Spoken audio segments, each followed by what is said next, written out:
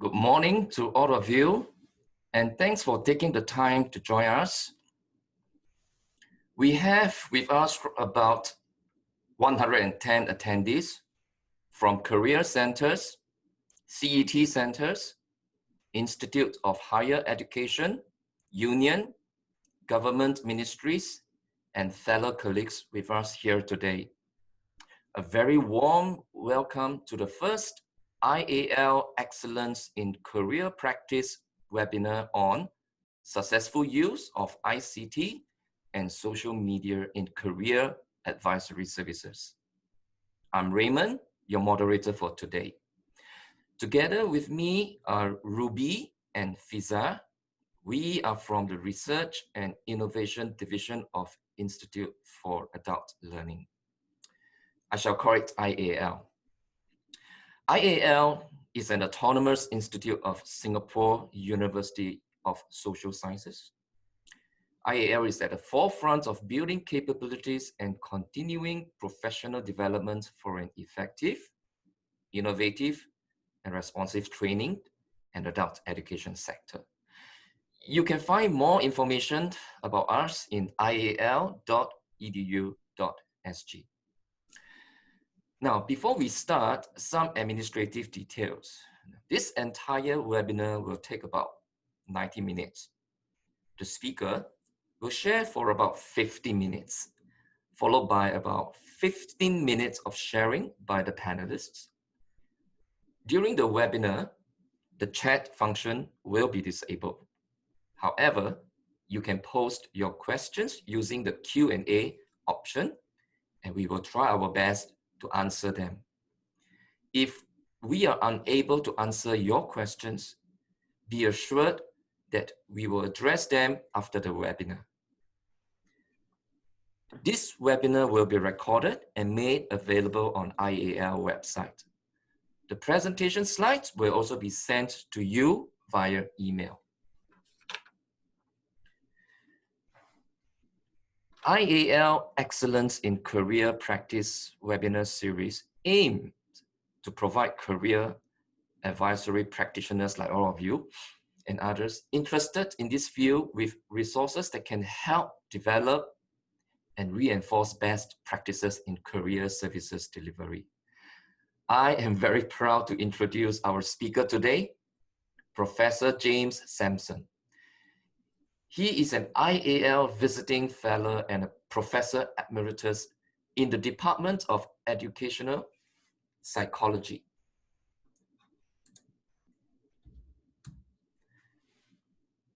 And Learning System, Florida State University.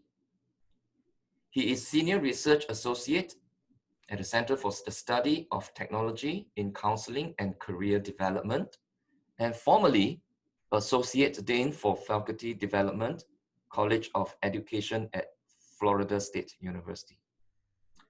Professor Sampson is a distinguished professor and a licensed psychologist with over 40 years experience as a career counselor and a consultant in career services delivery and computer-assisted career guidance.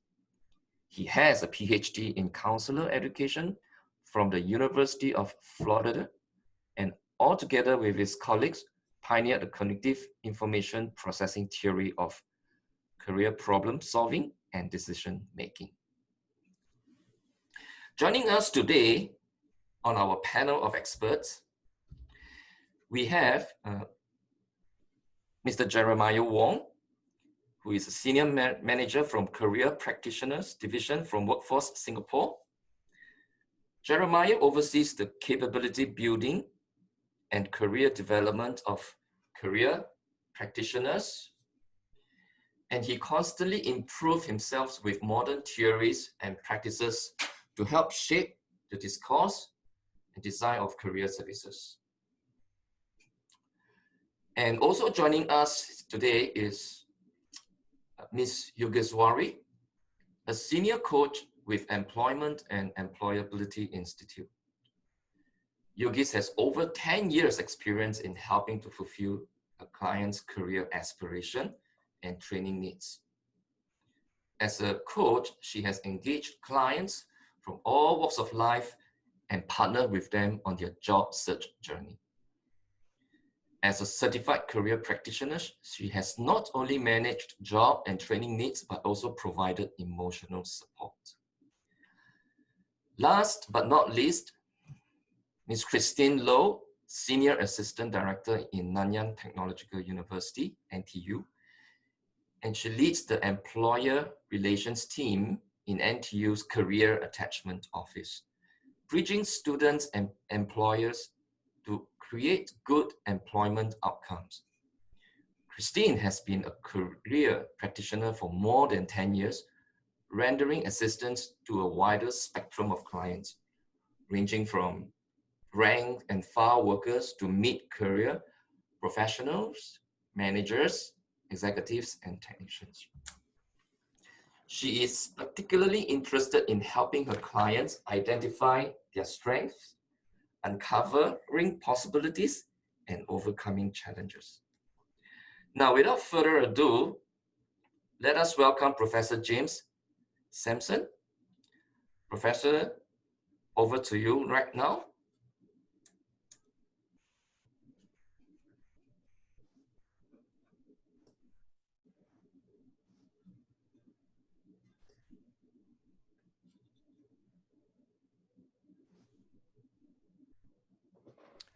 Good morning.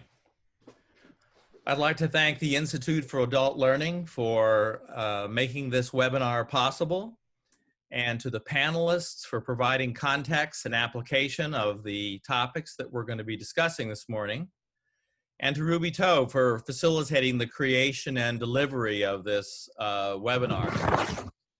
So the title of this webinar today is Successful Use of ICT and Social Media in Career Advisory Services. By ICT, what I'm meaning is computers connected with the internet that facilitate communication so that you can transfer information, but you can also communicate and talk between individuals. So that's what I mean by ICT. I want to acknowledge that several colleagues from around the world helped to create this presentation. Two of my colleagues from Finland, two from Florida State University, and another from University of Illinois. So it was a group effort in creating these concepts that I'll be sharing with you today. So the purpose of this webinar is to really look at the role of career development practitioners in delivering career interventions that use information and communication technology. Examples of this would be the use of assessments or information, job matching systems, or using the technology to actually provide counseling services. So we're going to see how has that role evolved over time, and where are we today in terms of this role. But then we're going to pay particular attention to looking at social media and how the role of practitioners might evolve as a result of using social media in career interventions. So this is how I'm going to organize my talk today.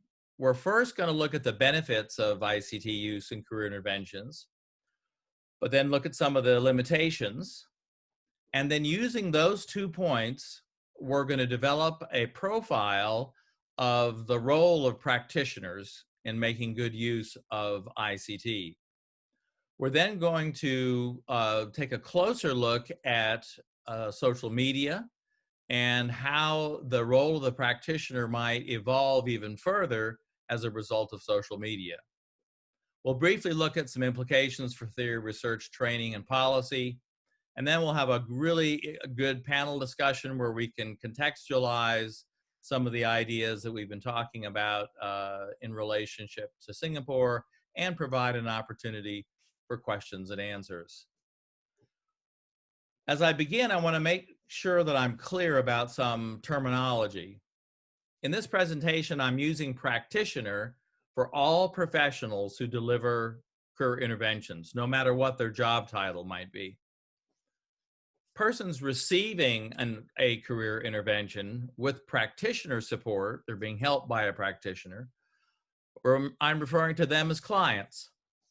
And persons receiving a self-help intervention without practitioner assistance are referred to as individuals. So you can tell whether a counselor is involved or not by whether or not I'm saying they're a client or they're an individual. So let's take a look at what are the benefits really of using ICT. Why should we be using ICT in career interventions? Its most important advantage is the degree to it that it has increased access to career interventions. Career interventions are no longer restricted to physical facilities, a particular building or place. Now we can access these career interventions from anywhere in Singapore, as long as you have a good internet connection. This is really a necessity for some individuals. There are some remote areas of Singapore where it's a little difficult for transportation, and takes a little while to get into to a career service to get help. We don't want that to be a barrier for someone seeking assistance.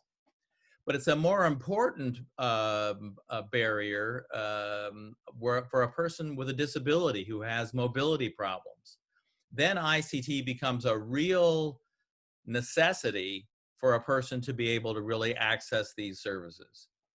For other individuals, it's simply a convenience because they want to get resources or services at their home or outside of normal working hours. We've been surprised about this convenience factor having been a real driver for getting people to come in and get assistance because it was really easy to do. Specifically, in terms of the resources that are available, there is really now increased access to career assessment of values, interests, skills, and so forth. And those are both traditional assessments we've used for years, as well as new assessments that have been developed recently on the internet. Also, increased access to information. Search engines are becoming much more powerful all the time, and we can now identify information quickly and easily using some of these search engines on the internet. We're also seeing a lot more video-based information, especially as computer power and internet bandwidth improves. People can now get information about occupations or educational opportunities, training opportunities, employment opportunities by looking at videos, which provide a more complete picture of a particular occupation, for example, than a print document or just photographs might. And lastly, social media-based information is now been added to all of the traditional information that's been developed by government and publishers and so forth. Distance counseling has become really a very important part of these career interventions. We have been really surprised during this COVID-19 pandemic how quickly practitioners have switched to distance intervention delivered by email, chat, telephone, or video conferencing. The anonymity that certain types of this access provides has been especially important for reluctant clients, people that coming into a center is difficult for them to do, and they're anxious about that. And so in some of the initial contacts with clients can be anonymous, which then gets them started in a service delivery process, which is very, very important for those who have been somewhat reluctant in the past. It's especially true when we're using asynchronous chat and email, because the perceived safety and disinhibition among some clients further encourages them to seek assistance when they wouldn't in the past.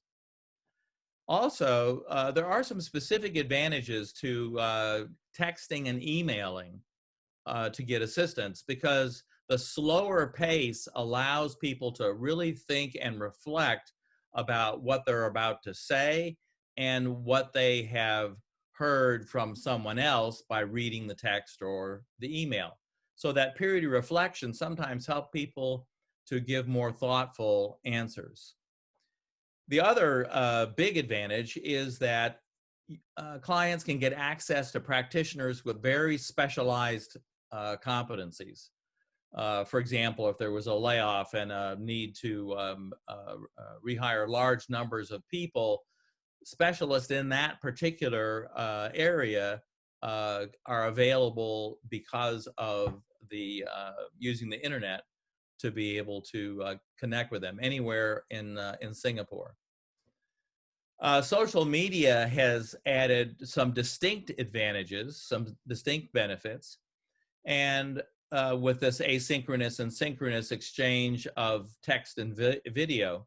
So not only can people easily access practitioners, but they can also access friends and family, significant others in their life that are important to them in making this decision, as well as other individuals who are in similar circumstances to the individual who's accessing social media. The best example I can think of this is our traditional use of job clubs, where groups of people come together to support each other in a job search. That can now be done virtually with social media. It also allows individuals and groups through their exchange of information to develop common understanding about what's happening in a particular industry. We're seeing a rapid rate of change in some industries and some jobs as a result. And these groups can develop a common understanding of what's happening and where the opportunities might be for the future. It's a very distinctive shift in guidance from being supplier-driven to being a more user-driven experience. At one time, most of the guidance provision information was really controlled by the practitioner. Now, the actual client has an ability to create and provide information to other individuals, which is really shifting that locus of control. It's also resulted in improved efficiency in career resources and services. It's easier and less expensive to disseminate information, and it has significantly improved the accessibility and anonymity, especially for young people who seem to be heavy users of social media. There's also some improvements in client and staff safety with regard to coronavirus. And the fact that there's reduced face-to-face interaction lowers the risk of coronavirus transmission, which makes it more safe for people to receive services. And they're hopefully more likely to engage and use services. The specialization feature is important as well. Staff members can specialize in distance or face-to-face services based on their preference and expertise. So we get the best quality services by the best trained practitioners available. There's some cost effectiveness in terms of reducing the cost of adding office space to accommodate increased client demand for services. Because as we have these rapid changes in our economy, we're seeing increasing demand for services. Well, the use of the internet, the use of distance service provision really allows us to accommodate those increased demands without increasing significantly our costs. It also helps in terms of scheduling for staff supervision, because we can do staff supervision just as well over the internet as we can distance counseling, which creates a definite flexibility in how we do supervision. Unfortunately, not all of the experience with ICT and career interventions has been positive. There has been some problems as a result of this, and one of the significant problems is reduced assessment quality. And the problem with this is that it has become so inexpensive to create assessments and to put them on the internet, that where a publisher might require a lot of research before they would invest in publishing a test, now since it's so cheap to be able to put something on the internet, we end up with some poor quality assessments that haven't been appropriately validated. We don't have enough evidence that they really measure what they say they measure. And the problems that we've had with assessment validity are even worse with test interpretation and validity. As we develop interpretations for tests, many tests have some evidence of validity, but almost no evidence of test interpretation validity. It's one thing for the test to be good, but also is the interpretation any good? And many of the websites that promote these assessments really do not offer good evidence for the validity of the test or the interpretation. The next problem that we've really run into is reduced information quality. One of the statements that I made a long time ago at the beginning of the internet era was that what the internet has done is it has provided better access to poorer quality information. So better access to information that's not as good. So yes, it's easier to obtain, but it has questionable quality. The validity problems are due to either poor research for the information or bias in the nature of the information, where someone has a particular point of view that they want to express, they have a particular goal, and they shape the information presentation to get you to behave in a particular way or believe something. Also, some of the data presentation is so poor that it makes the information difficult to use. Text information that's long pages of data tables about supply and demand are difficult for clients and individuals to use. And then we have some unique problems associated with the validity of social media-based career information. Remember, I said before that that now the individual on social media can create their own information. So they now have a voice in creating career information. Well, if some of the information created by professionals is difficult to use, then that is even potentially more of a problem when the information is created on social media. And there's a variety of specific problems that can compromise the validity of social media-based career information. Intentional bias, where someone they have a particular, they want you to apply for a particular type of job, or they're selling a particular type of training, and so they're shaping the information to get you to buy the training or to apply for a particular job. Or it could be unintentional bias. It could be some of the stereotypes and problems that all of us have, and that comes through in what I'm saying in social media. It could be a restricted range of experience. For example, someone is saying that this particular job, I've never really had a chance as a social worker to really work with people because I was in an office cubicle and I was just filling out forms all day.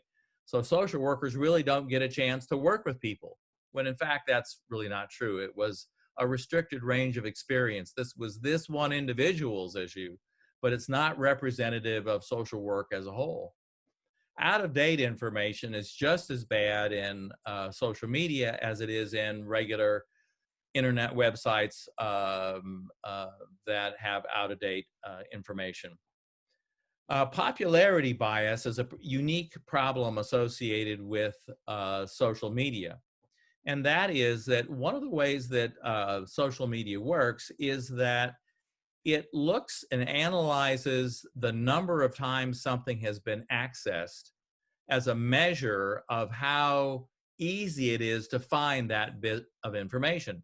So something that has been retweeted or reposted many times comes up higher in search lists than something that is not as often posted or tweeted. So this popularity bias means that ideas, just because many people believe them, are not necessarily true. It just means they're popular. So in this way, misinformation can be quickly spread. As you know, there are lots of questions being asked in the United States today about what's truth and what's right and what's wrong. Similarity bias has to do with anything where a picture or a video of the person who's presenting the social media-based information, if you look at that picture, if it's a man or a woman or a person with of a particular nationality or ethnic background, that the person believes that if you look like me, then your information must be correct, when in fact it may not be. Context deficiency just means that the context is not well understood by the person who's creating the information. So they may understand their own local context, but they don't understand the context of other places where people may be living and receiving this information.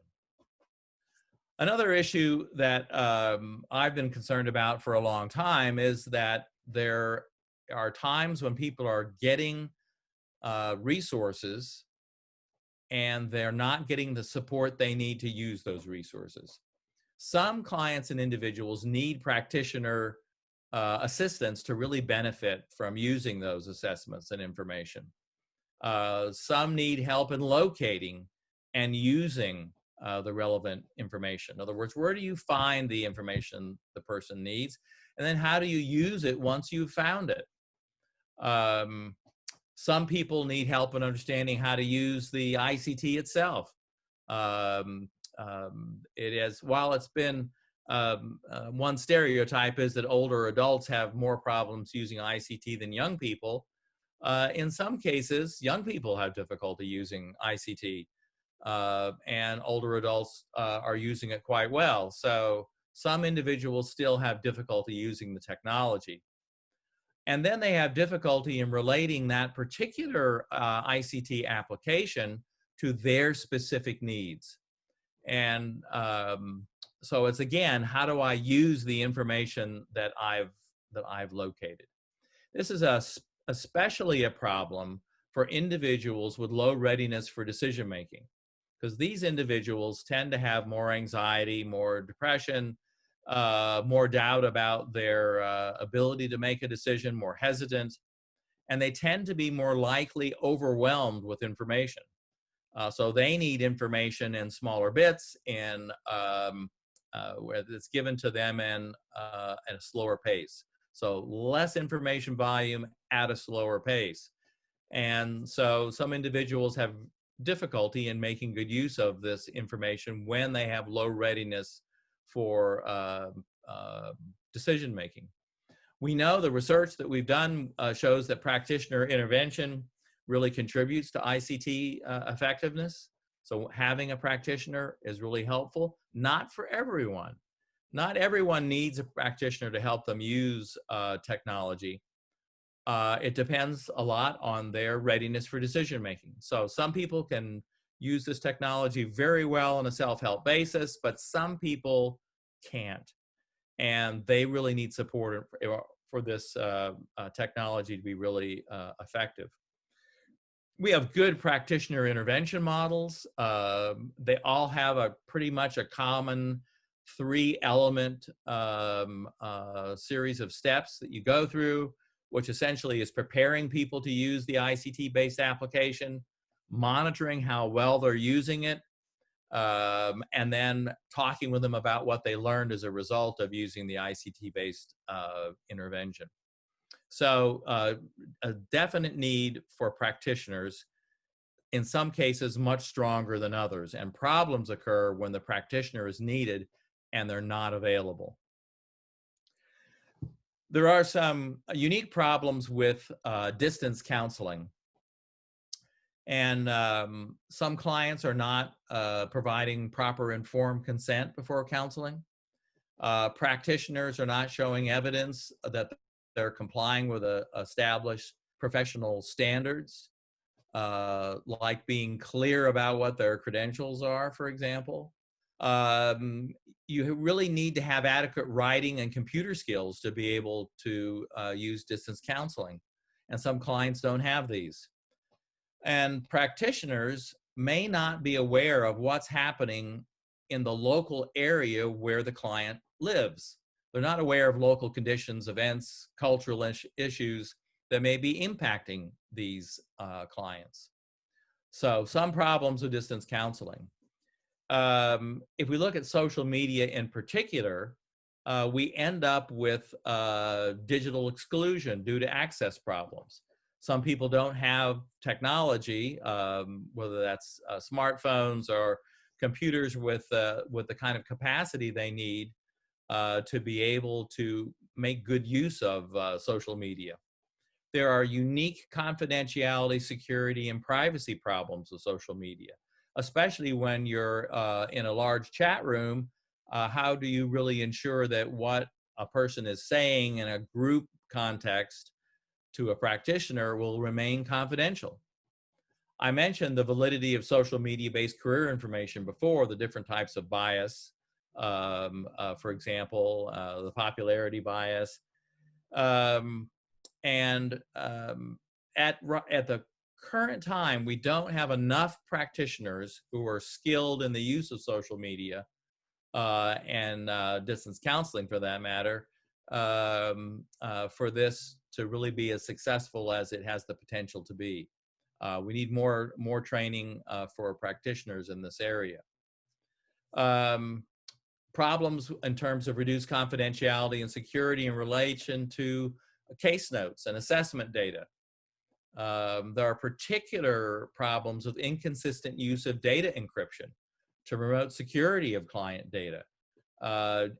Just using Skype or Zoom, those are not secure platforms. They're not encrypted to be able to provide the kind of security that is that's really needed.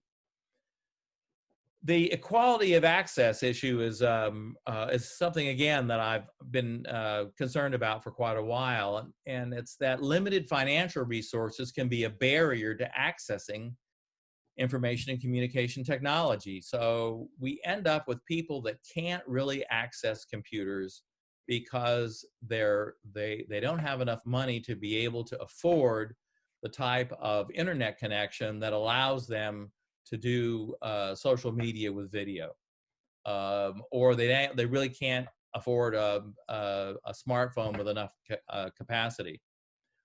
When we get beyond the financial resources, we end up with the digital divide. It's not just the fact that there's not enough money that a person has, but they don't have, for a variety of reasons of limitations in their education, and as a result of poverty, they don't have the digital literacy to know how to access and use the technology that they have.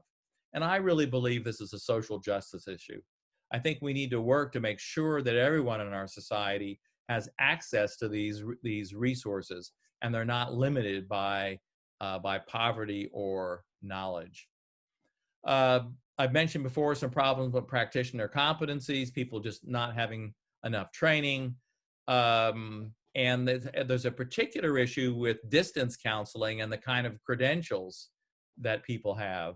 They don't have an adequate credential for doing that. Another problem I've been concerned about for a long time is implementation problems. And that is within the organization that tries to implement ICT and delivering career interventions. There's not enough planning on how they're going to use it. Practitioners didn't get involved in decision-making and are therefore resistant. There's a unique problem with how to integrate new technology within old services. In other words, how does the new fit with the old?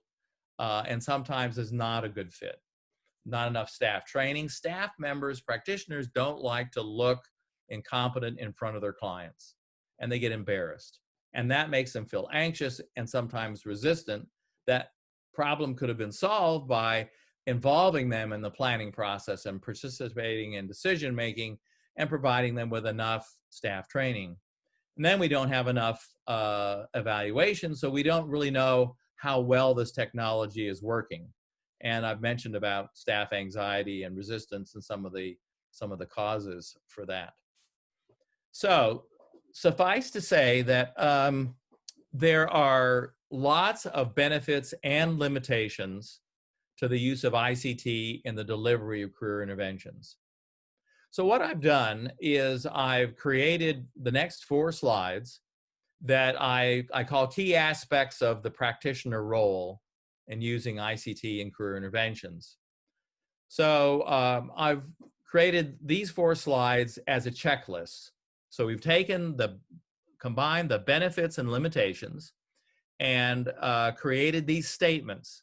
So what I'd like you to do when you receive this PowerPoint presentation as an email, what I'd like you to do is to take these 4 pages, print them off, and think about your own work and your own use of ICT in career interventions. You might do this as a staff in your career service, where you'll look at this and discuss this. A couple of examples of these roles is recommend only valid assessments and information. Have a basis for determining which clients and individuals are likely to need support. Who needs support, who doesn't? What kind of counseling model do you have to help people? How do you make clients aware of the benefits and limitations of distance counseling as well as social media? So I'd like you to run through these, run through this checklist, and then evaluate yourself and have colleagues discuss this and how you might be able to improve this situation. So I want to move on now to social media. Social media is really the most recent of the innovations that we've seen in ICT in the delivery of career interventions. And my colleagues from Finland and I did some research, and we really asked practitioners what they saw as their role in terms of using ICT, especially social media and ICT. And it was a continuum, starting with using social media just to provide expert information. So it was just another information source. It's still kind of the least innovative use of social media. Then the next level up from that is using it to provide information and using social media as a resource for creating dialogue, a one-on-one dialogue with a client. So in essence, you're doing distance counseling either through text or through video or audio, and using the social media tool to be able to accomplish that. But then we expand beyond one client onto a group of clients, similar to group counseling, where I'm using social media to facilitate interaction amongst groups of individuals. I mentioned before a layoff situation where a group of people were laid off together.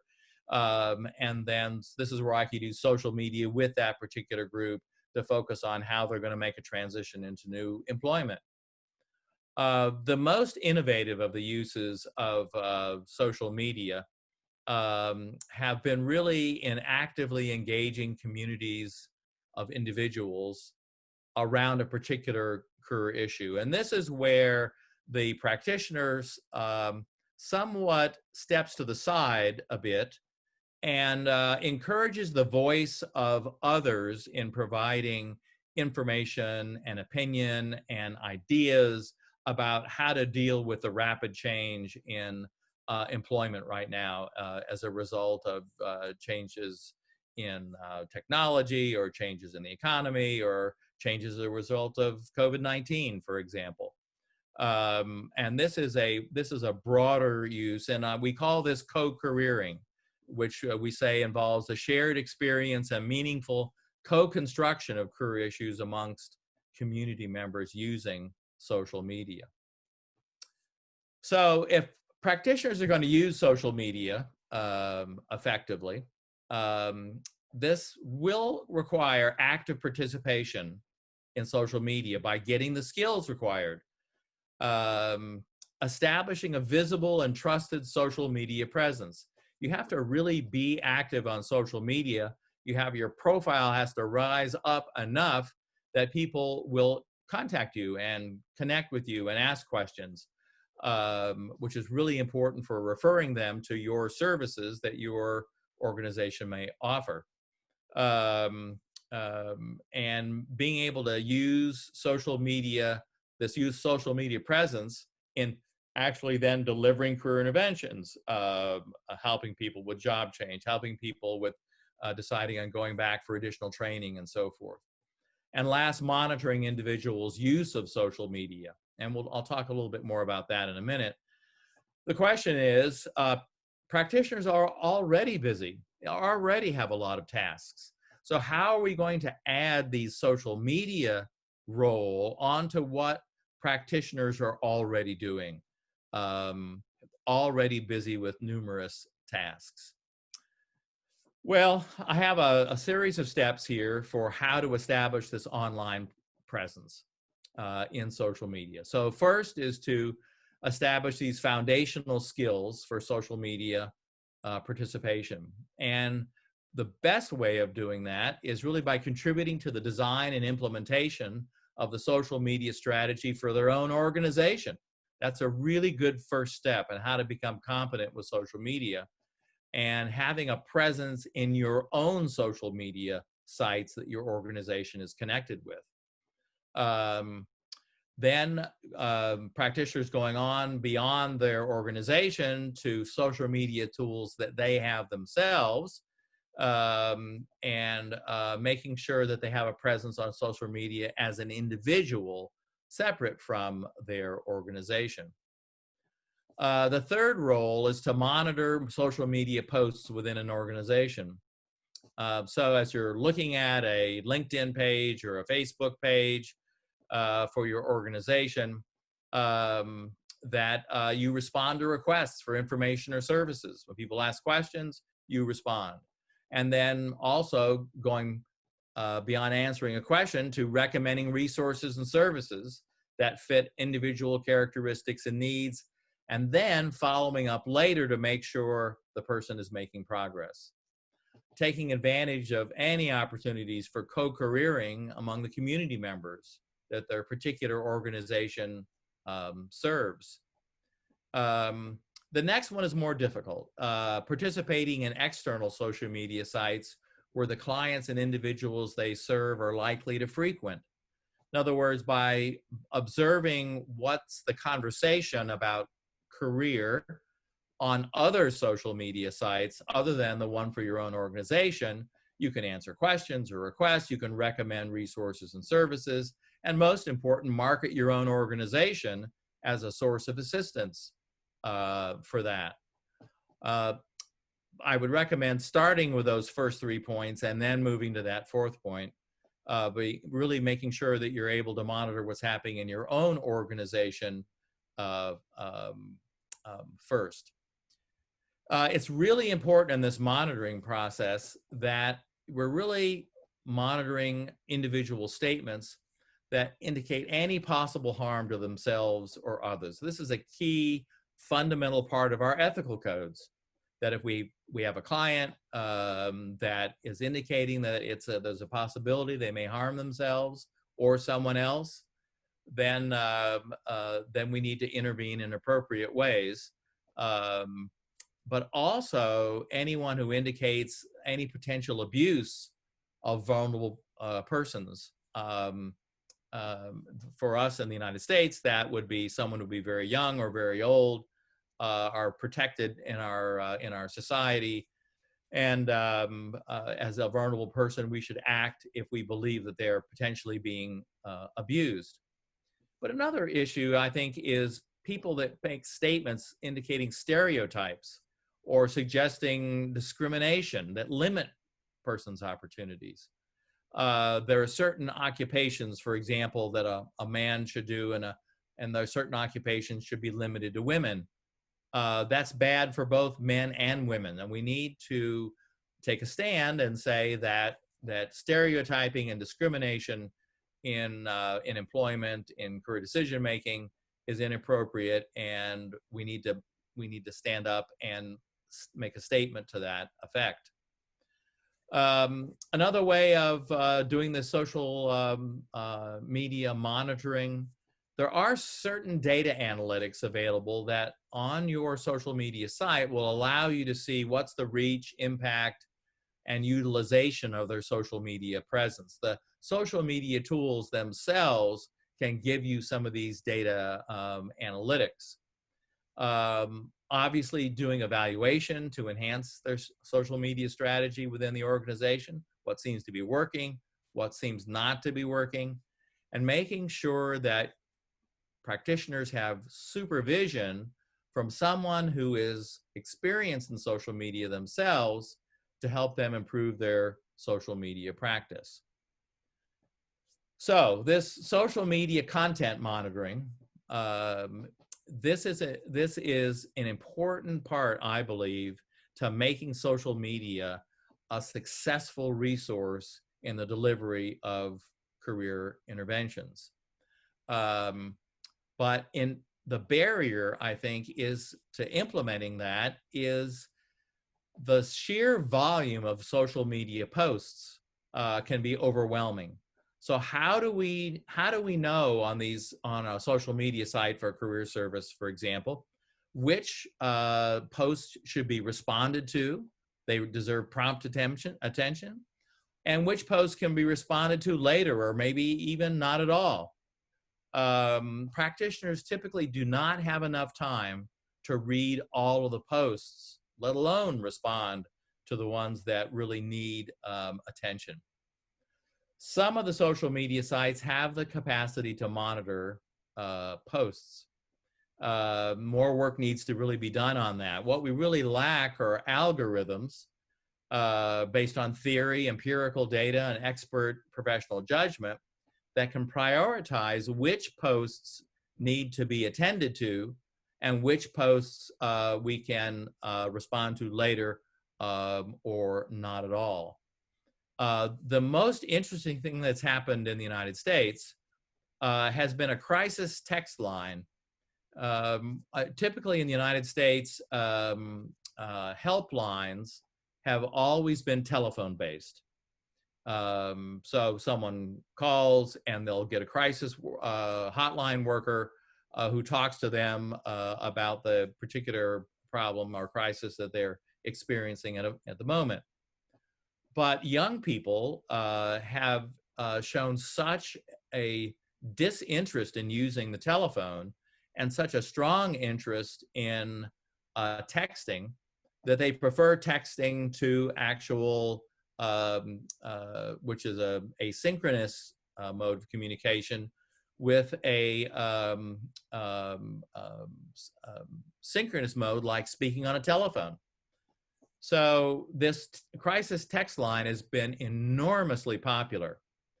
And what happens with the text line is that it has a artificial intelligence basis for prioritizing responses based on the individual's danger to themselves or others. So an algorithm prioritizes the texts, and it will suggest respond to these texts first and respond to these other texts later or not at all.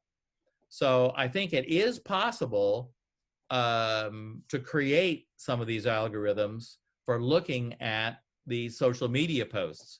We don't have this right now, but I think we certainly can create these type of applications because we have good theory on readiness for career decision making and mental health, who's likely to be more of a danger to themselves and others. We have empirical data on the characteristics of individuals who are most likely to be at risk of career disengagement or harm to self or others. And we can add the professional judgment on if you have this kind of interaction on social media, this needs to be attended to carefully.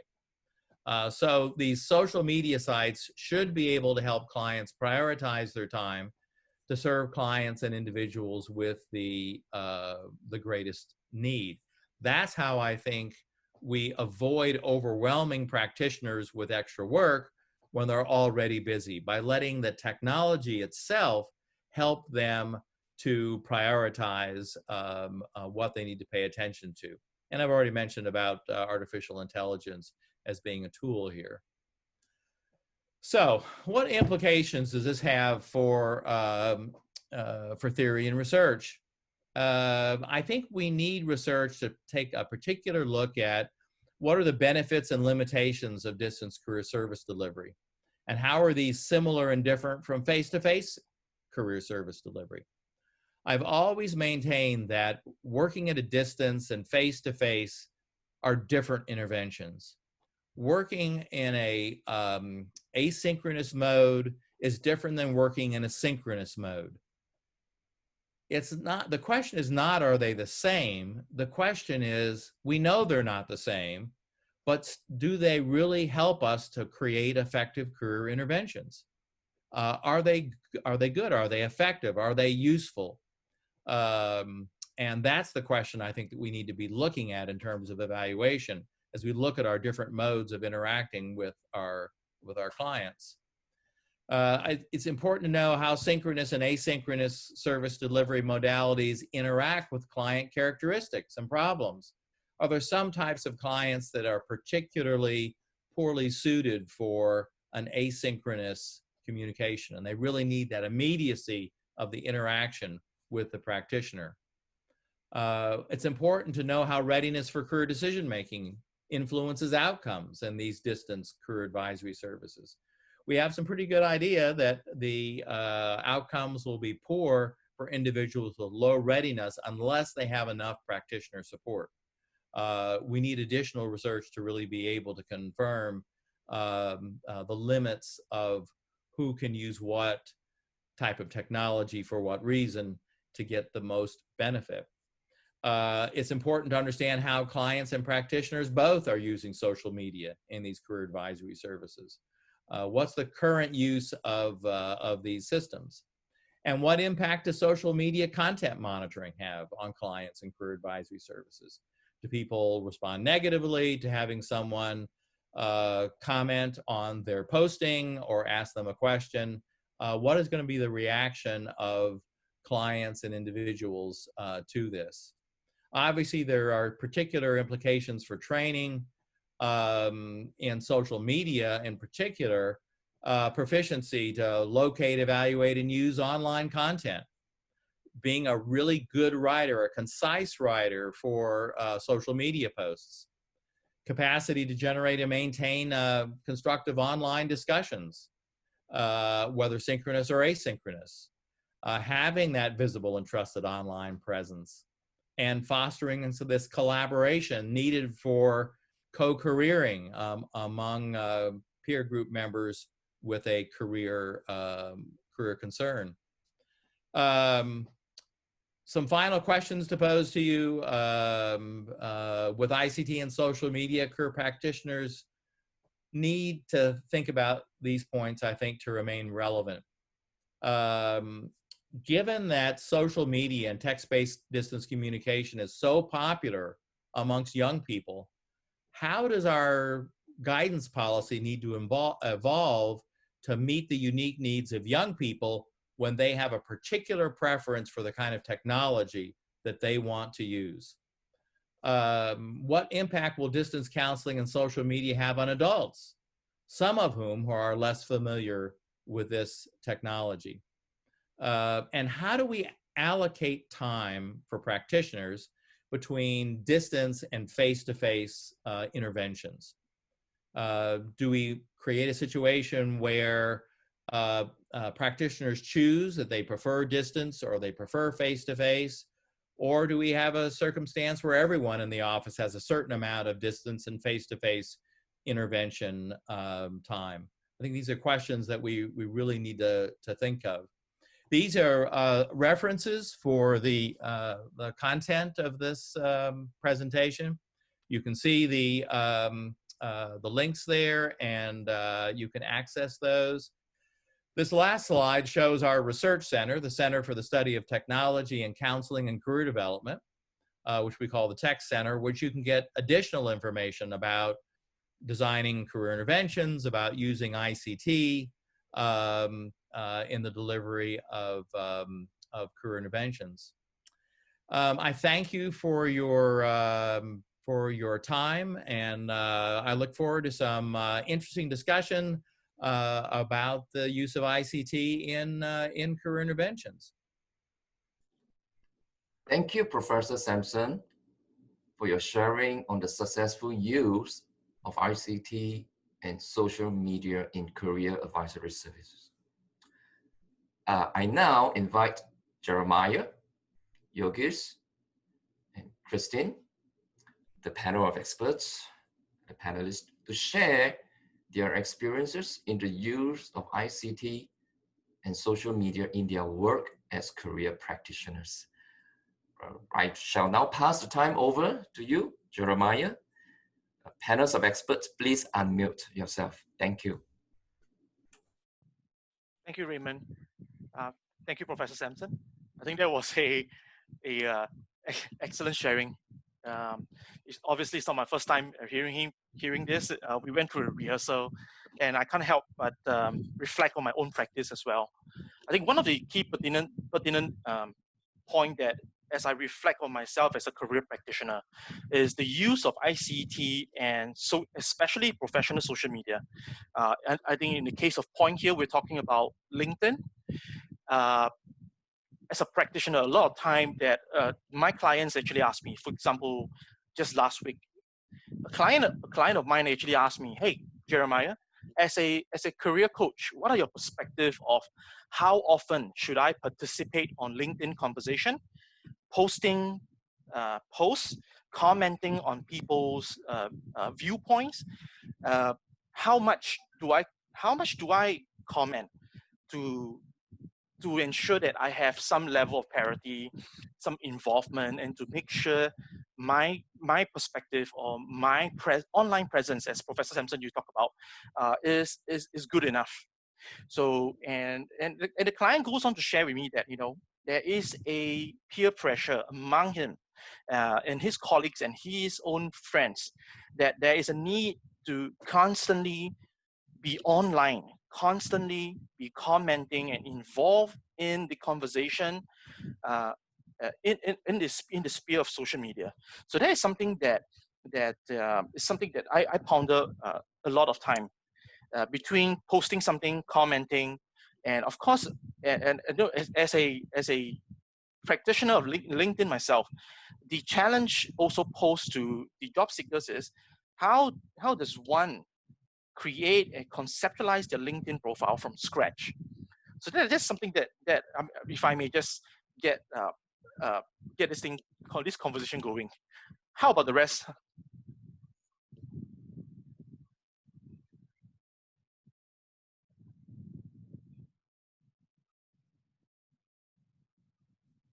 Okay. Thank you, Professor Sampson, for the very insightful presentation. Good morning, everyone. My name is Yogeshwari, and I'm from Employment and Employability Institute. Before I go into my sharing, right, I just want to make reference to a point that Jeremiah shared earlier. Boundaries, when do we set boundaries? Because now everybody is using social media platforms. Our messages come in very late, and there's a pressure that, oh, we have to comment about this. Oh no, I better respond to this. So the boundaries is something, I think it's a challenge that many of us, I think even myself, initially I had this issue like, when do I stop, or at what time do I actually stop replying to my clients? And the calls kept coming in even during weekends. So I think setting boundaries with our clients at the start is actually very important. And I think when we set boundaries and explain to them, they would also start to actually reflect, and maybe it'll be helpful for them. Okay, so at E2I, we've actually always had the options for online coaching for our clients, even before the pandemic situation. So we actually sometime last year, we moved away from desk phones, and now our phones are all connected either via our computers, our laptops, or our mobile phones. So I think the ease to use ICT, I wouldn't say it was very smooth, yeah, but I think it was more easier to transit. And we've actually had a good social media presence on Facebook, LinkedIn, and Instagram. I'm not too sure how many of you have actually visited our Instagram page, but we actually have our own IG mascot. Her name is Ellie. But in the interest of time today, I think I would like to invite all of you to follow E2I's Instagram page to learn more about Ellie. So apart from actually tapping on just popular social media platforms, we've actually also have our very own E2I blog, which actually features success stories and key career industry insights and advice for our job seekers and businesses. I'm sure a lot of you have heard about our ULEAP app, which is actually a bite-sized e-learning platform. And the most recent introduction would be our NTUC's Job Security Council's Telegram channel. So there's actually job alerts for our clients, and it's an additional avenue for them to tap on. And career fairs, every month, we've always had physical career fairs across various industries. And we did also have e-career fairs even before this situation. But I think now when we moved into virtual career fairs, we also actually felt there was a need. So there were some speed interviews for specific positions in specific industries. So this is all about how we've been using ICT for our clients. But apart from this, right, we've actually also tried to use ICT to connect fellow coaches in the organization. So we have our monthly huddle sessions and our quarterly community of practice. So we've actually gone virtual on this session so that our coaches still continue to have an opportunity to share best practices, discuss, and also, refresher of what's happening, current SOPs and changes. So I think I would say that actually we've been actually very positively embracing the opportunities to use ICT in our daily work. Thank you. Hi, this is Raymond. I just want to inform all the panelists to please show your face so that the attendees can have a great view of you. Thank you so much. Thank you so much. Please continue, Jeremiah.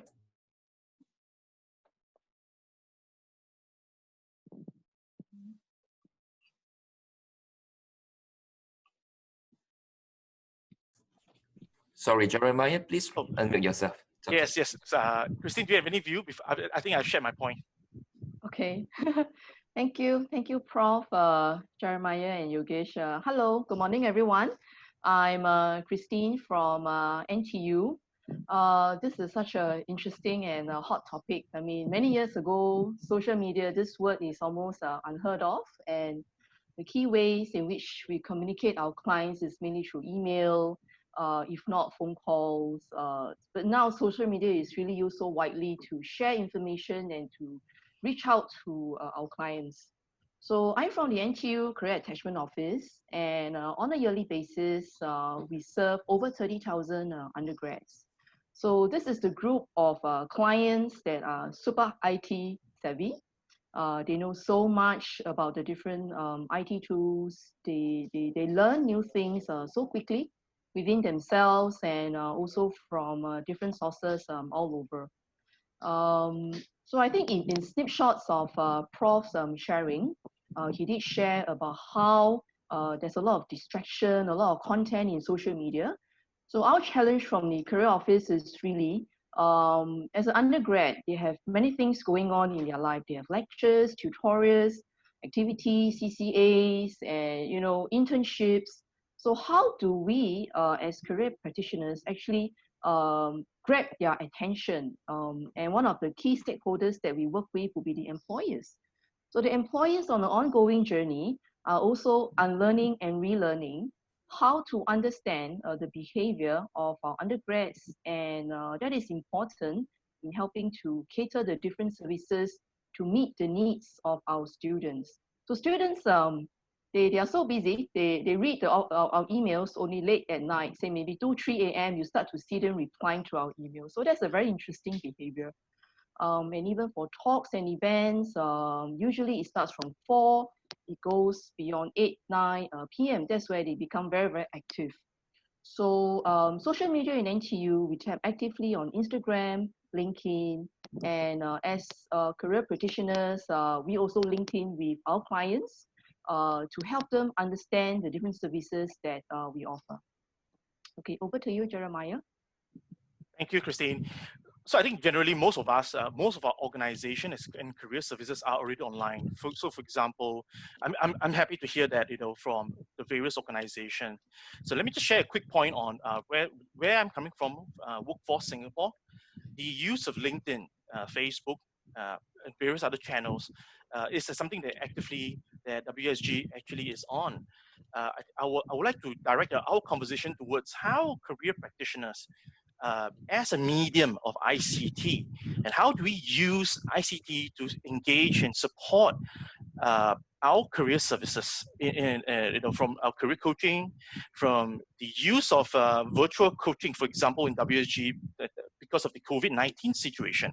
We are now 100% virtual coaching. Of course, we still available some of our face-to-face services on needs basis. And, so let me just go ahead and share. I think, one of the few questions raised in the Q&A question is the quality and the efficacy of career assessment data, statistics to inform our coaching, career counseling intervention. I think personally, my view is that as with all ethical requirements as career practitioner, the use of career assessment stands regardless whether if it's an online or offline. Using career assessment and data from a prescriptive and or descriptive point of view, I think that is important. So much so that, as Christine, you accurately mentioned, there's so much distraction. And as career practitioners, my clients come to me and say, hey, this post by this person garner 1,000 likes on LinkedIn. So does that mean that it's credible? Is that something that I consider as a labor market information? So I think, as Professor Sampson accurately mentioned in the middle of his sharing, is that the level of subjectivity of career information on social media, the number of likes, the number of access does not constitute something that our client should immediately and readily use as something that they use for career decision. Now, that being said, the participation on social media itself is also something that we have to, as career practitioner, we have to be mindful of what our job seekers or our clients pour into the network. And as ethical requirement stipulates, how we monitor, how we support our client to speak and to project their self-concept on LinkedIn. That is another concern that I thought that I usually have in my practice. What do you all think?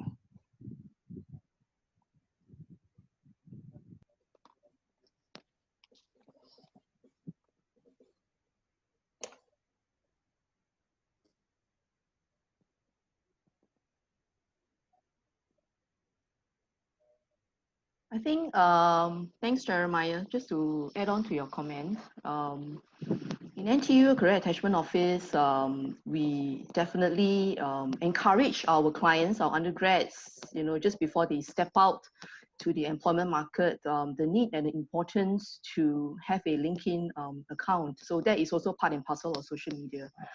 Our students per se, they are still new to the employment market and they may not know what are some things that they need to include in their LinkedIn account. And that's where, as career practitioners, what we include in our LinkedIn is also important as a role model for them. And based on their interactions and their so-called the networking with employers over LinkedIn, that also gives them a benchmark in terms of how to strengthen their LinkedIn account so as to increase their visibility, eventually to help them nail that job and for them to have that very grand step into the job market. Yeah, so that is certainly very important.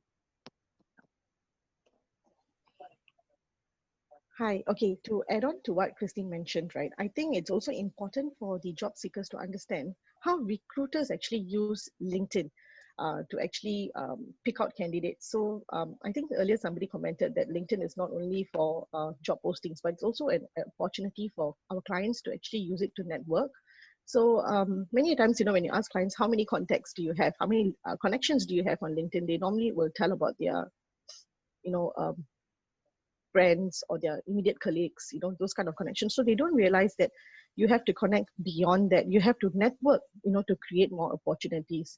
So at E2I, we also have courses, right, on building a digital profile via LinkedIn. So we actually do guide them along this too. On the point of guiding them, I think Yogis, you brought up a very good point. And coincidentally, there was a question raised in a Q&A. So if you don't mind, let me just raise it up. I think there is a question by an anonymous attendee. The question is centered around, the use of social media to facilitate career services in various contexts, university career services, corporate communication, and the use of question and answer. I think the question is generally directing towards similar to what you just mentioned. So I guess if I may just drill down to the key point of the question, what advice would we offer for a university intending to gradually feature parts of career services via social media? Yeah, I think that is something that I think this is something for all of us to comment on. And concurrently, there's also another question by Dr. Ramesh Tarani. The use of social media via group career counseling. So that is so we have first on the social media corporate marketing to the community, and of course on a group counseling. So what are our thoughts on that?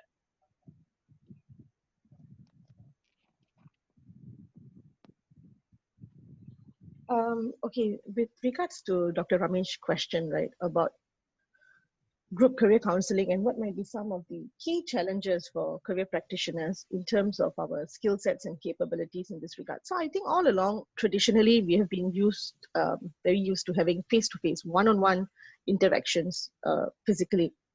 And now yes, disruption has taken place and we have all moved on to virtual coaching. And I think skill sets per se, right, definitely it'll be a little bit more different from what we do now, because when we are actually doing group coaching, we first need to actually understand that we need to actually bring the group together, set a common grounding amongst all the attendees in the group, and icebreakers need to be put in place to ensure that all the participants in the group are actually able to contribute accordingly.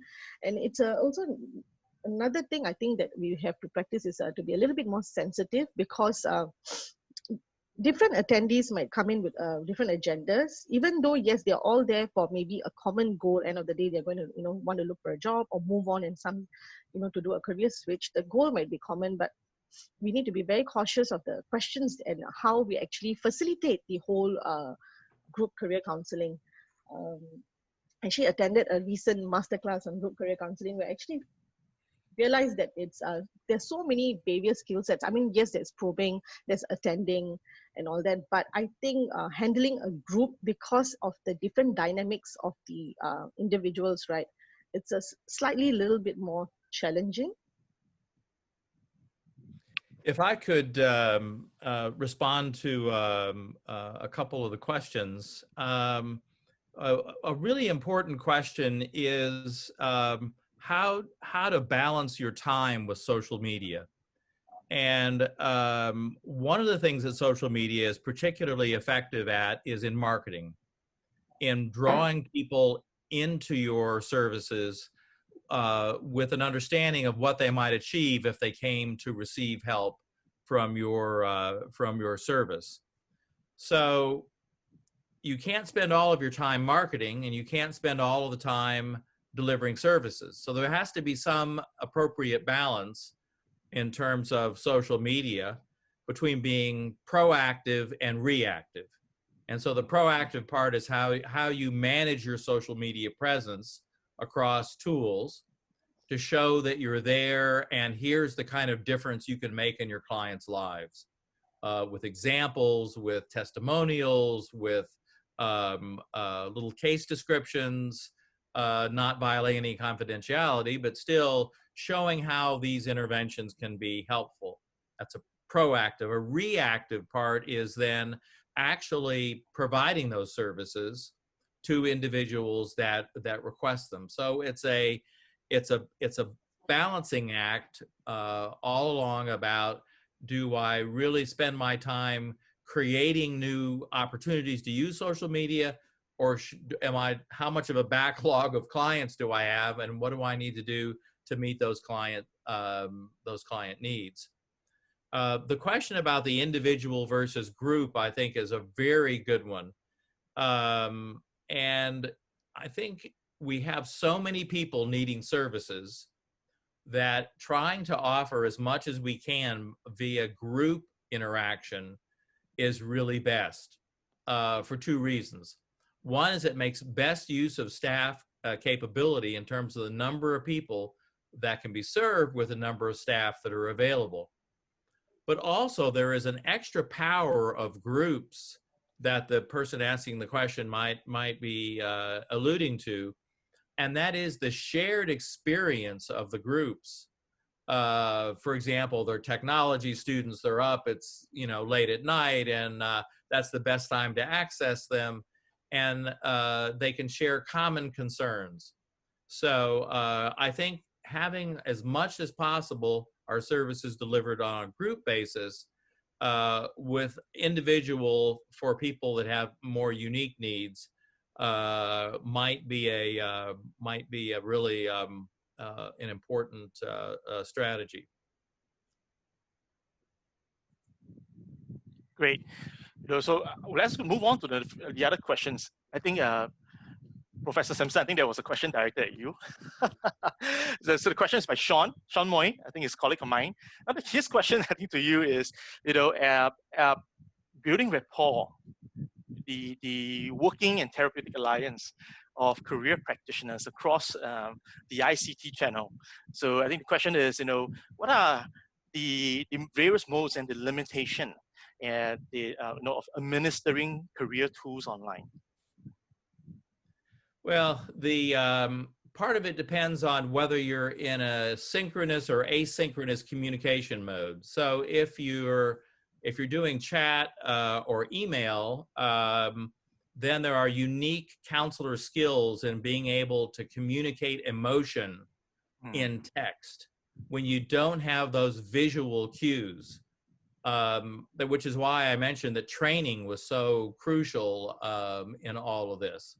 So being able to learn to communicate emotion through text is crucial. In terms of the therapeutic alliance and synchronous communication, there are some advantages to having video because it's easier to see the person. It's somewhat easier, I think, to establish a relationship. But I want to let people do that without sharing their face if that helps them. And this is to help that reluctant client who's a little afraid of being exposed, so where they can start in a situation where their identity may not be known, and once they develop a sense of trust, once the therapeutic alliance then is achieved, then they can interact, show themselves, and be more open about who they are. I'm very excited about the potential of social media and ICT to serve people who really would have never gotten served before. I just want to write on Professor Sampson's point. The notion of confidentiality and disclosure, I think that's something that on the ICT or for the matter social media, I think for us career practitioners, I think I'm sure Christine and Yogis, you will agree with this, is that we as career practitioners we pride on ourselves on the confidentiality and disclosure consent from our clients, and sometimes whether or not we it is a consideration whether we want our clients to come forward to show themselves. I think as Professor Sampson shared, from things like identifying myself, showing my face on the platform, or even for the matter on social media that I am, who am I, who are my career coach or my career counselor. I think that is something that even in policy, in service design, I think there's something we have to pay attention given the continuous ambiguity, the volatility in the ICT sector. I mean, I can imagine the various medium, be it on such as this platform Zoom, or in Skype, or in a dedicated group counseling session, as Dr. Ramesh Tarani mentioned. What are your thoughts, guys?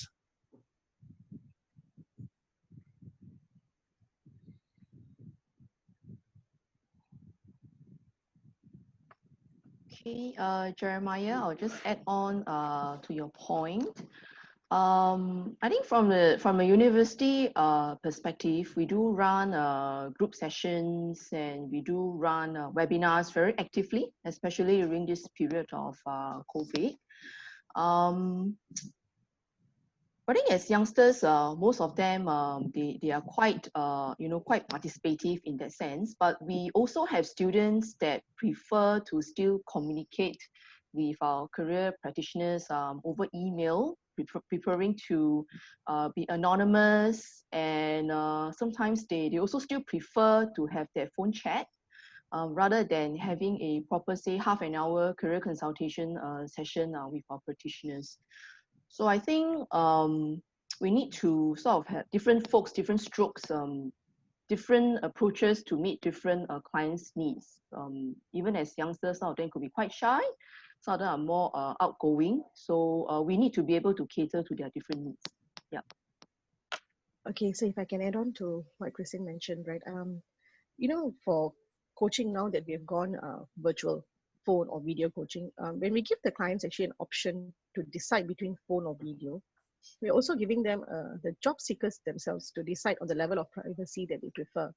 And you know, now with a lot of phone interviews being conducted, video interviews being conducted, there is a profile of clients who are not very comfortable with using technology because you know for them is they are so used to the traditional. I go down for an interview, I see somebody, I answer them, and then you know they can look at me. So we had to actually find ways to bridge this, so to actually help our clients to be more familiarized with how to you know have handle phone interviews. This is for us, you know, a specific profile of clients lah.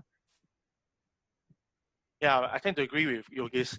And where I came from in WSG, well, most of the people, they come forward to serve us because they're adults, and most of them are already working, and or they have lost their job and they're coming to us, you know, in their unemployment.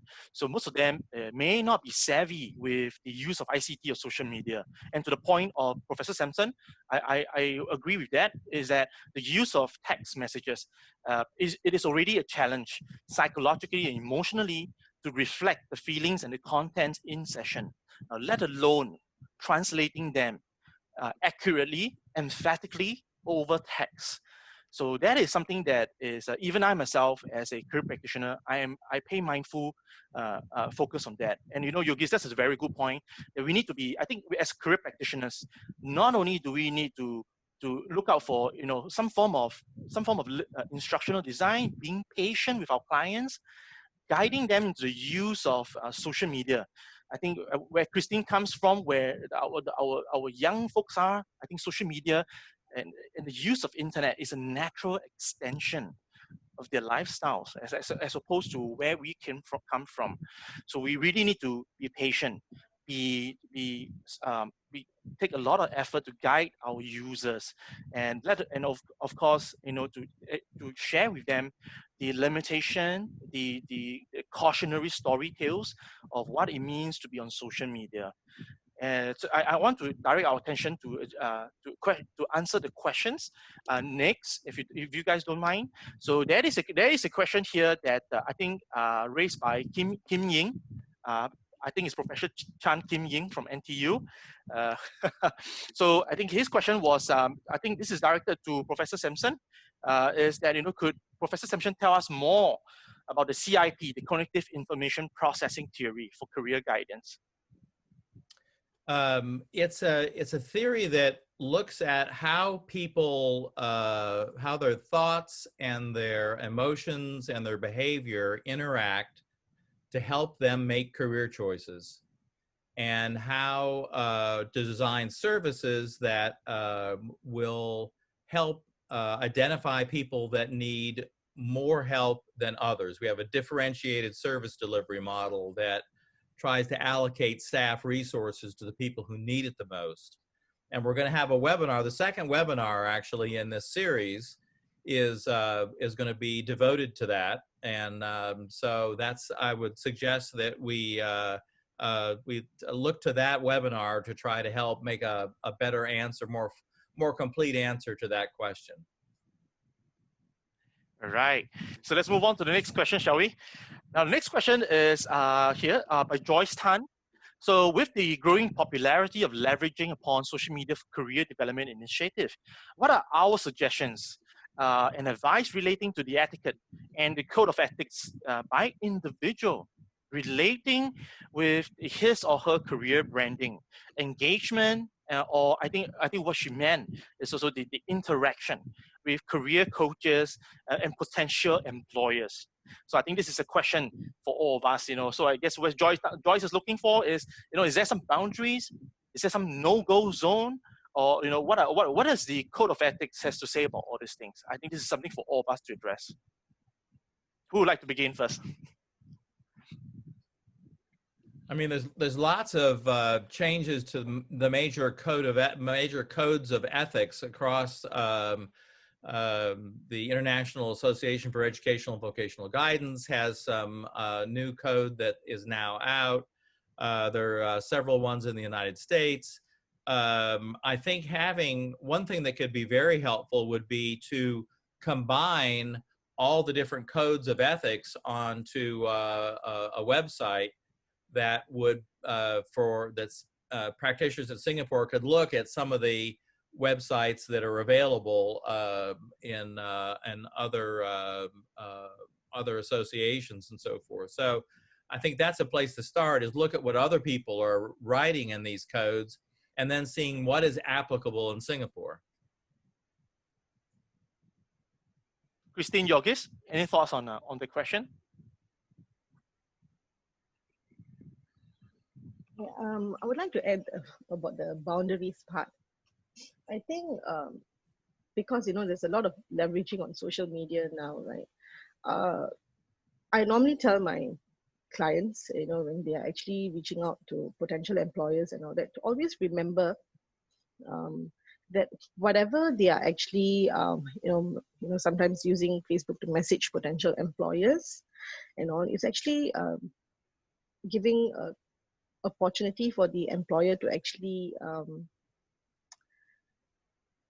see, you know, judge this individual, because the moment you text something out of context or you message something that is not very positive, employers might pick up all these cues. So always tell them to always ensure that they are within the boundaries, because sometimes, you know, when we use social media, we tend to be, you know, we just tend to let, you know, because it's a keyboard, right?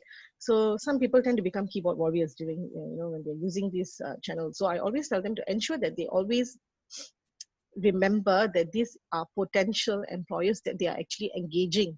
So everything that they say could be taken, whatever they say has to be in a positive manner. So I think the boundaries part, and I always tell them, please do not go and message or even, you know, after office hours, because then again, it's not going to reflect very positively. Not too sure about how many of you, you know, since we've started going virtual, have been getting calls, you know, like I said earlier, beyond office hours. So I think these are the kinds of things that we need to set boundaries with our clients when we actually do the contractual at the start itself. Yeah, that's an excellent point, Yogis. Christine, what are your thoughts? Okay, I will just add on to Yogesh's point. I think from the universities, undergrads, they may have only that amount of interface with employers. So what we do from the career office is really to sort of QC the sort of employers that participate in our virtual fairs or virtual workshops, to at least make sure that those employers that come in are credible and they have credible backgrounds. And from there, that's where students may quite actively reach out to the employers to explore further conversations. So we do that level of QC. And I think at the end of the day, humans being human, while we can have certain T&Cs to set certain boundaries, very much when the employers and our clients go into a certain level of interactions, and we as career practitioners are not involved, sometimes it's still very much that sixth sense, and certain questions that if the other party were to ask and it caused certain level of discomfort, really for women especially, we have that sixth sense, we clients need to come in and, you know, at least put a stop to that, to avoid it going any further lah. But of course, as undergrads, they may not be very familiar in that sense yet.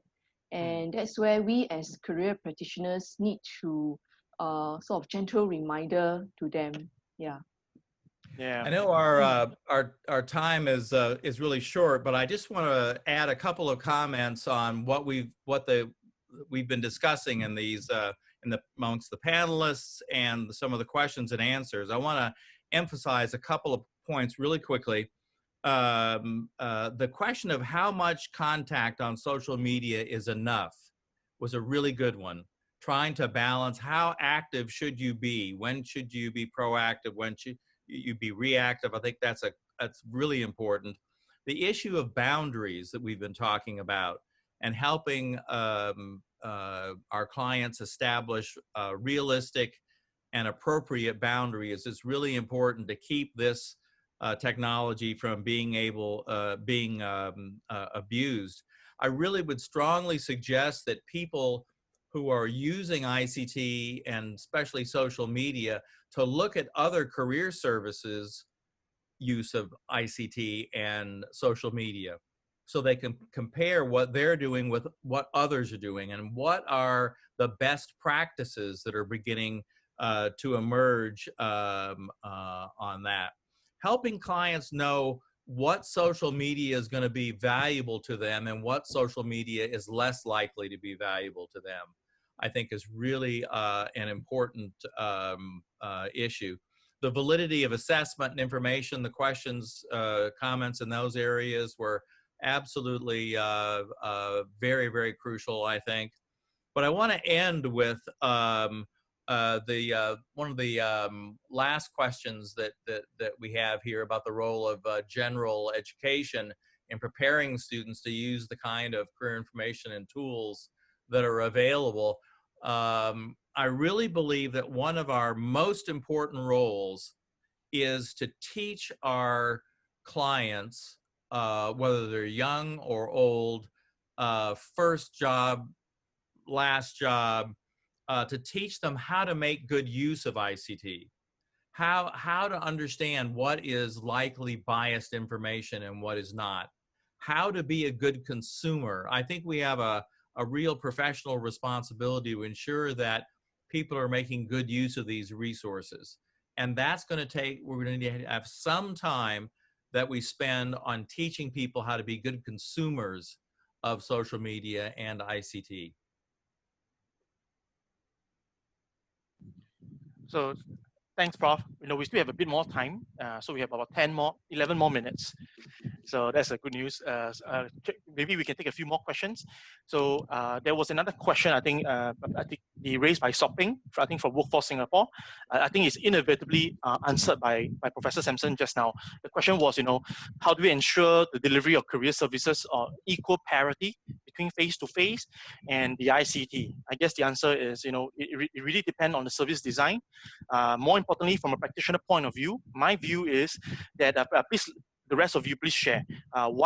My view is, I think it's important to know and to connect with the client that we serve and what they're comfortable with. So if they prefer face-to-face, putting aside COVID-19, then so it shall be. And of course, if it's a multi-pronged approach, asynchronous, synchronous, and face-to-face, requested by my client, I'll gladly accede to their request. What do y'all think? I think like what I mentioned earlier, Jeremiah, I think the client should be able to decide whether they want to use face-to-face or even video or phone, because the client should be allowed to actually decide what level of privacy that they would actually prefer, so they're actually comfortable during the session, and there won't be any hesitance, and so that we can actually have an effective coaching session. I think that's quite critical. Christine, any thoughts on that? From my perspective, the fact that we're dealing with undergrads and IT is so important for them. While certain students may be comfortable with certain mode of interface, from the career office, we do need to prep them that more and more employers are using ICT to engage them. So for instance, a video interview is not something that everyone is very comfortable with, but it is something that will stay. And for them to secure their first job, they will very oftentimes have to go through a video interview. And that is something that along the way, they unfortunately have to equip themselves to be very comfortable in front of the screen and how to answer questions confidently. No choice to me. It's I 4.0, I 5.0 coming. They really have to conquer it rather than to be very afraid and resist lah. And eventually it could be a stumbling block for them. Thank you, Christine. Now, moving on to the next question, a question raised. I think this is a very interesting one. I think I would like Professor Sampson to address this question. The question by Benjamin Lim. The question is on, he would like to hear your opinions and hopefully the rest of us on the notion on increasing popularity with games and gamification on ICT career exploration. So is it appropriate to design games in order to drive engagement or career services in developing their job search, and I think, or for the matter, the larger narrative of career development? Professor Sampson, what do you think? Oh, I think gaming can be very powerful, especially since we have such a large portion of our population who have been active in gaming as they've grown up. So the fact that we can use simulation strategies to help teach people some of these skills, both in using social media and in making career choices, that creating these games, I think, can be very, very powerful ways of teaching. So I see it as a teaching methodology to create games that help people learn about career decision-making and about good use of ICT. The gamification aspect of it, where we're now providing more competition and badges and achievements, where people are getting feedback from an application as to how much they've done, how much they've achieved. That, I think, actually for both of those, for games and gamification, we need some experimentation. We need to really try to, I think it's worth the time and the money to be able to experiment with that and really see what kind of contribution, what sort of difference it makes. But my hunch is that this would be a very valuable, especially the gaming part and the simulations in decision-making, I think can be particularly useful. The gamification may run into some limits as users become overwhelmed with the number of badges they have or that they achieve. And so we need to be somewhat careful in our use of those. But I think it's certainly worth trying. Yeah, I have the same set. I tend to agree with Professor Sampson. If I don't mind, if I just share a quick story. A client I was serving a few months ago, and he was looking to switch his major before and entering the finding his first job. So one of the things that I use in session with him is on gamification. We started our narrative session towards understanding that he enjoyed playing this game. I think some of us may know it's called StarCraft 2. So it is a real-time strategy game. And for example, it is through this game that in our session that we discovered that his hand-eye coordination, his quick thinking, his ability, it is a trait and factor approach and a strengths-based approach to career counseling, is that he realized that he's very good in this. And he eventually found his first job last year in a role that allows him to move content, video editing, graphic manipulation very quickly. So this is something that we discovered for him. So I think that is gamification, games exploration. I believe is not just good for resume writing. It is also good for career education. It is good for understanding the trait and factor from a trait and factor model point of view, from a strengths-based point of view, to understanding what our clients are already exhibiting the strengths and the abilities that supports the career decision making. What is the rest thing? I think the whole idea is actually to frame learning in a way that actually engages the learner more. So reference is made to the ULEAP app I shared earlier. So with this bite-sized online learning platform, like, we actually used quizzes, online quizzes, to actually make the learning experience more engaging for the individual. So sometimes, you know, when the simulation goes through and they're actually more engaged, right, they're able to grasp better. And however, I would like to add that this might not work with certain profiles of our clients who are still reluctant to use technology. But in general, I think gamification, I think, would be a useful way. I just want to add on to Yogesh's and Jeremiah's comment. I think this is a very good suggestion. Many of our employers, they actually use gamification as a tool to assess and to shortlist candidates. You know, while it's serious in terms of shortlisting the candidates, I think from an undergrad's perspective, it is fun and engaging, and definitely is a new idea.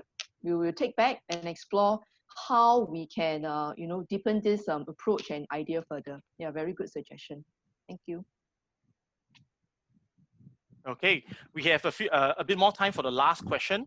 So I think I will go with the question raised here by, I think it's a guest name. So question, I think, is to Professor Sampson. I think you're in a better position to answer this. Is that, are there any countries at the moment already using gaming or gamification as part of career decision making? I'm not aware of any country that has done any policy work where they've stressed that as part of, like, for example, a strategy for unemployed youth to try to reach out to them. So I don't know of any particular guidance policy that has emphasized that. It's really, most of what I've seen has been individual career services, individual practitioners who have been experimenting with things. There's been some use of Second Life, for example, in delivery of career interventions. My colleague Deborah Osborne has done some work in that area. So nothing. We haven't yet created it as a kind of a uniform guidance policy.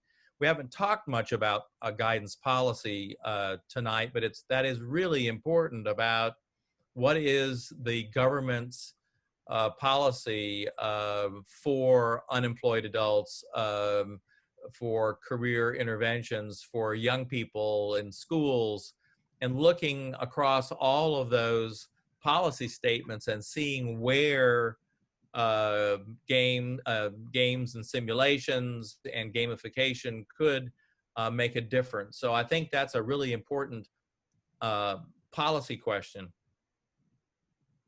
Yeah, I think personally, I'm not sure of if gamification is part of any policy yet in Singapore. I mean, I think the rest of the panel can correct me. I think at least not yet, but I think that will be an interesting area for us to delve into, given that a majority of our population, you know, the engagement on an attention level, I think that is something worth exploring. We still have a bit more time, maybe just 2 more minutes left. Maybe just take one more question. All right. So the next question that let's say if I could pick out is okay. This is another question from Chan Kim Ying. Is that to what extent do career guidance work closely with career communities to provide career support to newcomers of the career and professional field? So I think what Kim Yin is meant to say is, you know, how can we use ICT further to engage people for group counseling further, or to engage fresh school leavers moving to their first job?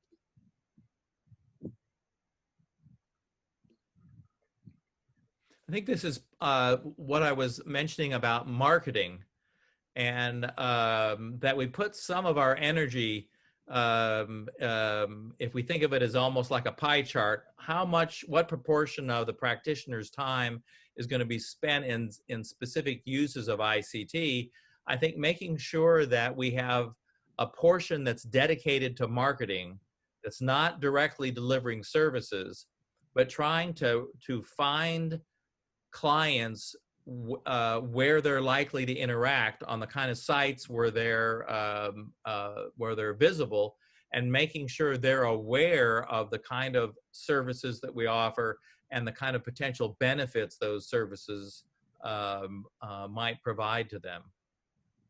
Yeah. Any last thoughts from Christine and Yogis?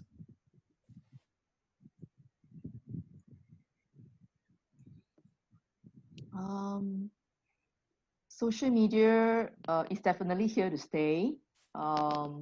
We know the pros and cons, and Professor Simpson has given us a very good overview. And I think we just have to find ways to manage it well. It is a good tool, but it is also a knife in a way, because things go out so quickly, and there are fake news and all, so we will need to manage it carefully. So if we use it properly, it will actually enable to do a very good outreach and get our messaging across. Yeah, that's my final words. Thank you, Jeremiah.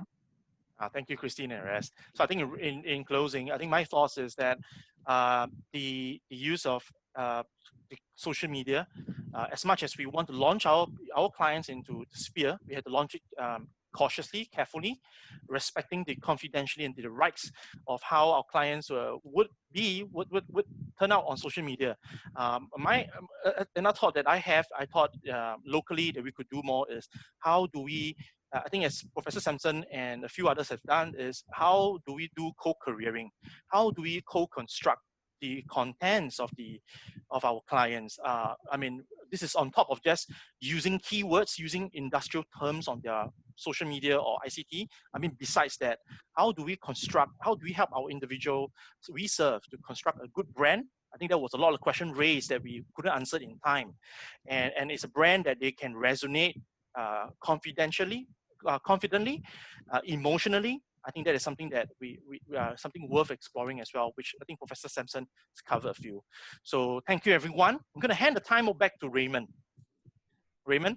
Thank you very much, Professor Sampson, Jeremiah, Yogesh, and Christine, for sharing with us your insight and address some of the questions that we have.